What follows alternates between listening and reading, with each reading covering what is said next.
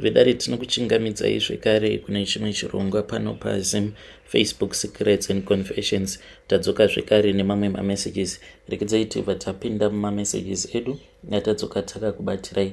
Message yedu yekutanga yakamira sekudai so: hanzi makadi zvenyu mukoma, ndinokumbirawo kuti munge muchindiposterawo nyaya yangu makavikawo chitupa changu mainge muri muna Mei iro gore rino, apo pandakatanga kushandira imwe couple, but ininiwo ndinongoitawo zvemapeace job, handina kwandinoti uku ndo kwandinoshanda permanently. So ndakabva ndatofara paya ndichitoziva kutoti mazuva angu atowedzerwa and it means more money. So couple iyi ndeve muno muSouth Africa and murume wacho iye anoita zvematenda, vanhu vekuti vane mari dzavo. So mukoma ndakabva ndazoti nerimwe zuva ndainge ndichienda kubasa, I think it was last month if I remember well, ndakati ndichienda kubasa ndakabva ndazosangana nevamwe madzimai ava, even though tichigara tose musame location, but vafarira ndenge ndisingatombovafariri nekuda kwemabasa avo, because ivo vanotongoti as long as uine mari havatomborina problem, vanokwanisa kukubatsira even kana kutoparadza imba yemunhu kana kutouraya munhu, havatomborina basa nazvo. Zvino ndakati ndichienda kubasa ndopavakabva vazongotaura neni vakabva vanditi madzimai pane hope dzandakakuroterai, saka muri kufanira kuti munge muchizoya kumba. Ndakazoti ndichibva kubasa paya ndokubva ndazoenda kumba kwavo madzimai vaya. Saka madzimai ava vakabva vazonditi vainge vakandirotera hope ndainge ndiri musewage, zvichireva izvo kuti ndainge ndichazoita mari, but vakabva vati vachinorota kudaro vakabva vazoudzwa nemweya kuti painge pachifanira kuti pange pachizoitwa munamato kuitira kuti mari yacho iyoyo ndinge ndichikwanisa kuzoipiwa namabosses angu. Ndakabva ndavabvunza kuti nhai madzimai, kana muchiti ndichaita mari yekuwanda, vakabva vati ivo pavakandiona ndirimo musewage muya like tsvina yacho yainge irimo musewage yainge yakawanda, zvichireva izvo kuti ndainge ndichazopiwa mari yakawanda nevarungu vangu, asi kwainge kuine dzimwe mhepo idzo dzainge dzichazozama kuvharidzira kuti ndisazopiwa mari iyoyo nemabosses angu. So zvadaro mukoma ndakabva ndazoti it is okay, even though ndainge ndisingavafariri. Ndikabva ndazoenda kumba kwavo vakabva vazondiitira munamato. Vakati vandiitira munamato ndopandakati ndichidzokera kubasa ndakabva ndapiwa mari yekuti ndakashaya kuziva kuti why is it vainge vandipa mari yakawanda kudaro. Ndobva ndadzokera nayo mari iyaya kwavari madzimai, vakabva vainamatira mari iya, vakabva vati kana muchikwanisa toda kuti munge muchizoba chipfeko chamadam boss venyu chemukati.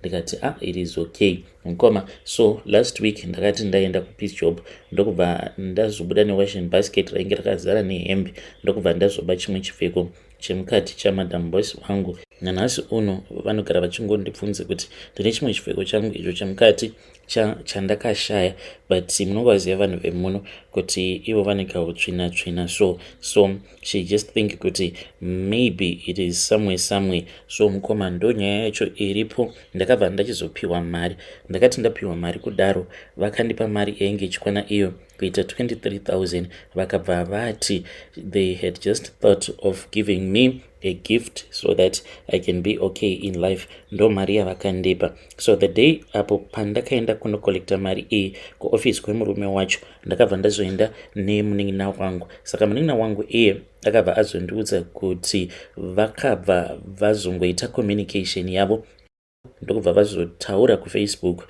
nazvino vanototaurirana vanhu ava. So nyaya iripo ndeyekuti munin'ina wangu iye ari kuda kuenda kwavari madzimai vaya so that ange achiitirwa zvekare minamato, so that murume uyu ange achizova wake. So mukoma, I don't know if I should give her the go ahead kana kuti ndomurambidza here kuti ange achidanana nemurume wamadam boss vangu. Murume uyu ane mari mukoma. Maybe this is our only opportunity. Munongoiona South Africa kuti South Africa yakadzvanya. Vedare ndo message iyo yandakatumidzirwa ichibva kuna vahanzvadzi vedu. Zvakangoma hazvo vedu we. Ngatizamei kuti tinge tichitaura navo vahanzvadzi vedu ava mucomment section. Strange things indeed they do happen in this world. Rekedzai tibva taenda panyedu inotevera. nyedu inotevera yakamira sekudai. Hanzi makati zvenyu mukoma, ndinokumbirawo kuti munge muchindiposterawo nyaya yangu makavigawo chitupa changu. So ndakanzwa imwe confession yeumwe wamakati muSouth African uyo akanzi namadzibaba painge paine mafuta awo ainge achifanira kuti ange achizozora pasikarudzi yake, dziri nzira dzekudzinga mweya yechikwambo. Iniwo mukoma ndo yandakatambwawo the first time ndichiendawo kuMasvowe. Ndainge ndaneta nePentecostal ndichingoti chechi dzekuchema idzi chechi dzinoda mari dzinonetsa. Ndava kuzviendera zvangu kuMasvowe. Well, ndakabva ndatanga kuenda kune rimwe Sowe, saka ndainge ndisingatozive kutoti madzibaba ndainge ndisingatozivi kutoti vana madzibaba ivo vanoda vakadzi stereki. Saka pane vamwewo vandakazotanga kuwirirana navo avo vainge vava kupota vachindibatsira, because kubva zvandainge ndakauya kuno kuSouth Africa ndaiva munhu wekuti ndaiva nemunyama. Murungu wandinenge ndichishandira aingoti kana akandiwedzera mari yepay, then the following month ndobva ndatodzingwa paya. So ndakabva ndatanga kubetserwa nevamwe madzibaba. Madzibaba ava vakabva vandiudza kuti inini ndainge ndiine munyama, uye zvekare ndainge ndiine mhepo yemasari yainge ichikonzeresa kuti ndinge ndichiva munhu anongogara aine munyama, no respect, uye zvekare nekuvengwa nemurungu uyo wandinenge ndichishandira. Saka madzibaba ava vakabva vazoti ndainge ndichifanira kuti ndinge ndichizoya kumba kwavo, sezvo vainge vaine mukadzi. Mukoma ndakatongoti since vaine mukadzi there is no need yekuti ndinge ndichienda nemurume wangu. So ndakabva ndazoenda kumba kwavo kuya, ende zvimwe zvacho vainge vachitoti ndaifanira kuti ndinge ndichizviita in secret. Ndakabva ndaenda kumba kwavo paya, ndikatosvika ndikatoona kutoti mukadzi wavo ainge aripo. Zvino mukomanashi ndakabva ndachizonzi namadzibaba vaya painge pachidiwa mazai, ndokubva ndazovapa mari. Saka vakabva vazotuma mudzimai wavo kuti ange achienda kunotenga mazai, ndokubva ndazosara ndiinavo madzibaba ava. Mukoma takangosara tiri tose for only about 5 minutes, but pa5 minutes ipapo madzibaba ava vakandishandisira chimwe chikiribiri chekuti vakatoita bonde neni pa5 minutes idzodzo pasina kana dziviriro, no nothing no what. So mudzimai wavo akati achingobuda gate vakabva vatoti nyaya iri pano madzimai ndeyekuti inini ndinofanira kutoti ndinge ndichikubatsirai, ndokusaka ndatuma mudzimai wangu kuti ange achienda kunotenga mazai. Hapana kana mazai ari kumbodiwa. Imimi zvatava kutoita pano ndezvekuti inini ndichazodza mamwe mafuta awa iwo ndiwo achaenda obva azonoparadza zimai racho riri muchibereko menyu, iro rinopota richizvara mamwe masari, zvekuti kunyange izvezvi kana mukanzi machekwa masari anozongoramba achiuya nekuti zimai racho rinenge riri muchibereko richingobereka mamwe. Saka madzibaba vaya vakabva vatoburitsa sikarudzi yavo, wanikwe yainge yakatomira kudhara, ndokubva vatotora mafuta vakabva vatotanga kutozvizodza pasikarudzi yavo, vakabva vatoti chitokasikai madzimai. Mukoma ndakabva ndapiwa mafuta aya, ndikabva ndatora mafuta aya ndokubva ndatozvidzodzawo pasikarudzi yangu. Ndakangoitwa mukoma nashi, no dziviriro no what, zviya zvekuti chipfeko chakangoiswa pasaidi, sketi ikangokwiridzirwa mudenga, ndokubva ndatoitwa paya. Mukadzi wacho akazosara kuuya, but game rainge ratotambwa kudhara, masports ainge atopera. But I honestly think kuti madzibaba ava vainge vaine mimwe minamato yavainge vakandishandisira. Ipapo I don't think kuti ndichizonoitwa navo I was still sober minded. Saka ndinoda kuti vanhu vange vachingongwarira kunzwa kuti shuwa kana wafunga kubetserwa zvinenge zviri wise kuti unge uchifamba uine vamwe avo vaunenge uinavo. Ndiyo experience yangu kubva ipapo mukoma. I'm very sorry to say this, ndakabva ndavenga chinhu chinonzi muprofita, especially vechirume ava.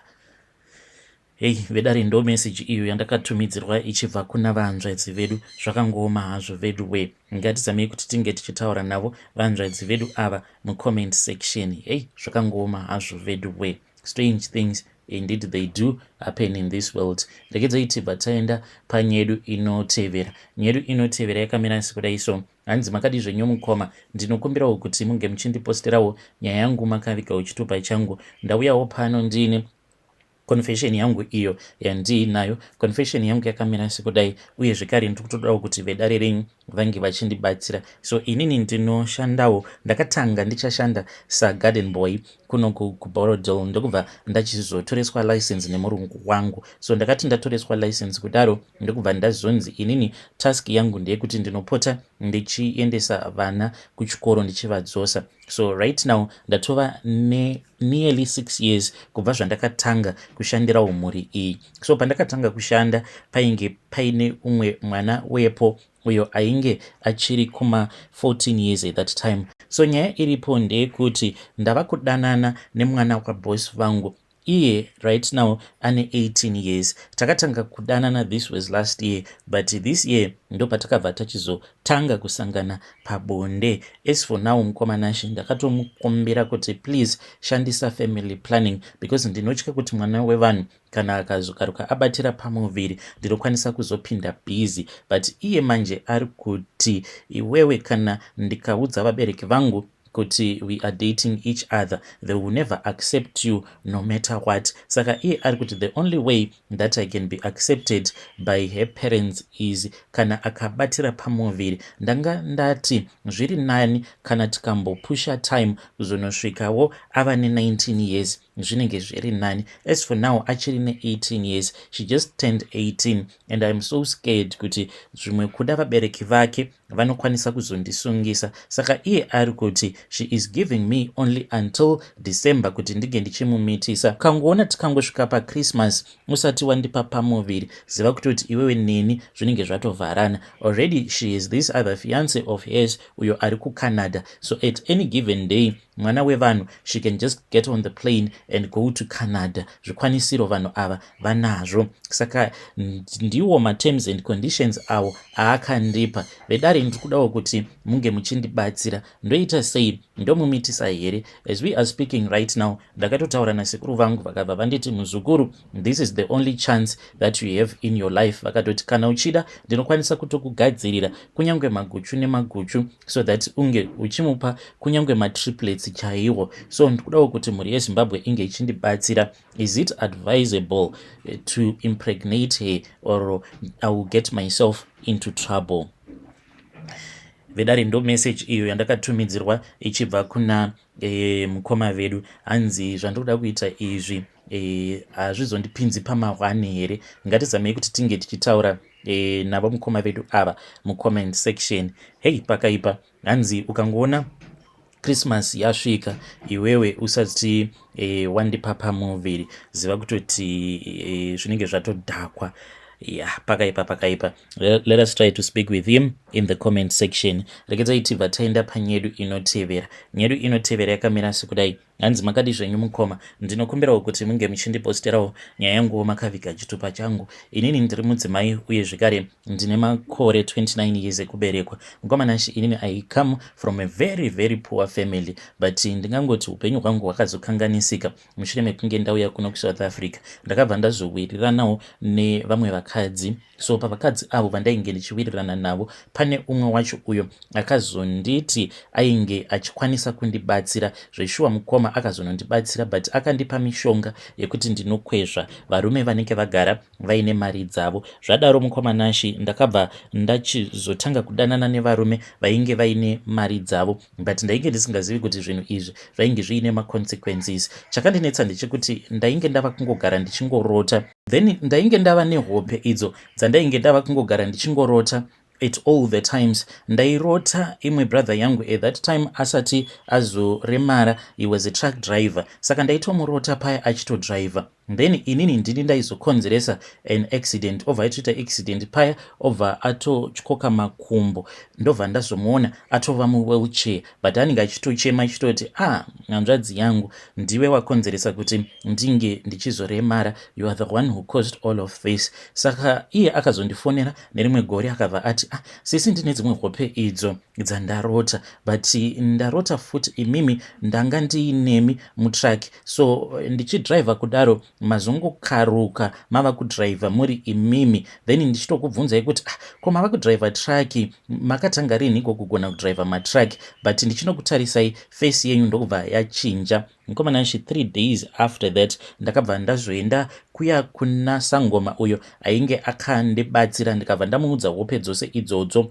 then ndikabva ndadzina Sangoma vaya zvinhu zvedu tainge tava kutofanira kutoti tinge tichizviita nekukasika brother yangu uyu asati azofamba, otherwise kana aizonditangira then aikwanisa kuzokuvadza inini. Mukomanashi ndakabva ndazopiwa tsono, ndakapiwa tsono ndokubva ndapiwa chidhori, saka chidhori ichi ndakabva ndanzi ndainge ndichifanira kuti ndinge ndichichibaya-baya, ndakachibaya-baya mumabvi umo, then ndokubva ndazopiwa okapi, ndikabva ndanzi chidhori ichocho ndaifanira kuti ndinge ndichizochigura makumbo, ndokubva ndaita saizvozvo, ndokubva ndazonzi ndinge ndichienda kunochirasa musango. Ndakaenda ndikabva ndanochirasa musango, ndikanzi ndainge ndisingafaniri kuti ndinge ndichizocheuka. Ndakabva ndazonochirasa musango ndokubva ndadzoka zvangu kumba. That same evening ndopatakabva tazofonerwa naamai guru vachichema vichinzi hanzvadzi yangu ainge aita accident, he was involved in an accident. Nkomananshi, when he was involved in that accident, unfortunately they had to amputate him,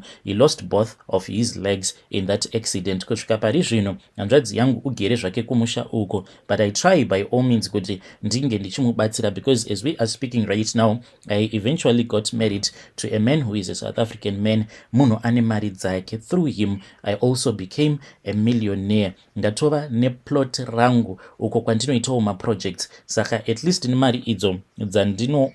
So semunhuwo wekuti ndakaroorwa nemurume ane mari, iniwo pachezvangu tiine mabusinesses angu, I am able to feed my brother and his family, to take care of him, vana vake ndinovaendesa kuzvikoro, uye zvekare namai guru ndakatovatangirawo chiprojekti chavo. So the reason as to why amai guru vachigere nayo hanzvadzi yangu uyu, it is because of the money that I give to her. So ndiyo confession yangu iyo yandinayo mukoma. Pandakaita zvinhu izvi I never thought kuti ndo kwazvainge zvichazogumira uku, but nganga iya yakanditi it's do or die, dog eat dog, ndo zvayakandiudza kuti munhu uyu kana akangogara aenda kune vanhu vanobatsira anokuitira go back to sender ukafa iwe. So tell me, people of God, what was I supposed to do in that situation? Hey, vedare ndo message iyo yandakatumidzirwa ichibva kuna vanzvadzi vedu, hanzi maida kuti ndinge ndichiita sei. Ndakatogara ndatopiwa warning